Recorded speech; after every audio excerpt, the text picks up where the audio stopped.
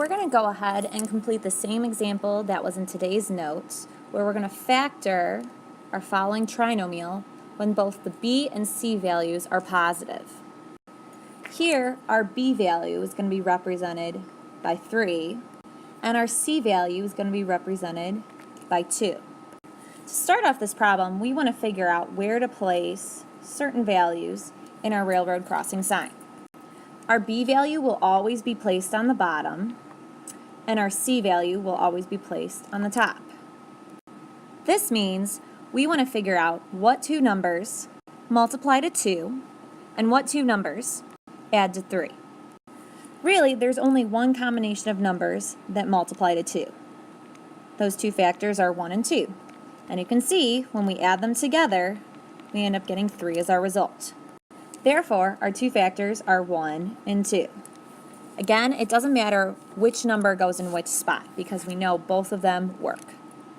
Now we can go ahead and use these two numbers to write our two binomials. In this case, since x is the variable we are working with, we can write down x plus one of the numbers, which I'm going to use 1 this time. And then for the second binomial, we're going to do the same thing. We have x plus our second factor, which is 2. Therefore, our answer when we factor the trinomial x squared plus 3x plus 2 ends up giving us the following binomial. X plus 1 times x plus 2. We can also go ahead and check this result to see if when we multiply these two binomials, if we end up getting our initial polynomial. You can use either the FOIL method or the distributive method to check your work. I'll show my work for both. When I'm using FOIL to check if my two binomials multiply to my trinomial, I multiply the first two terms, then I add that to my outer terms, which is x times 2. Then I add that to my inner terms multiplied, which is 1 times x. And then I add that to my last terms, which is 1 times 2. From there, I can go ahead and simplify.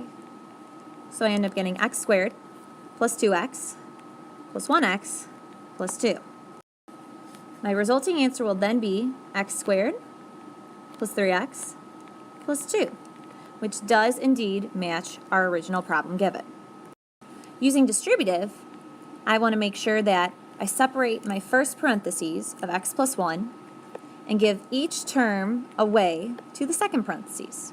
So I'll first give the x and multiply it out to the x plus 2. Then I also want to make sure I multiply the 1 out to the x plus 2 again.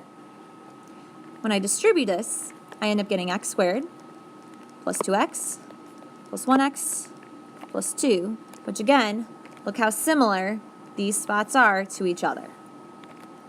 We can keep going and simplifying, combining any like terms, and we'll get x squared plus 3x plus 2, which again matches our original trinomial given.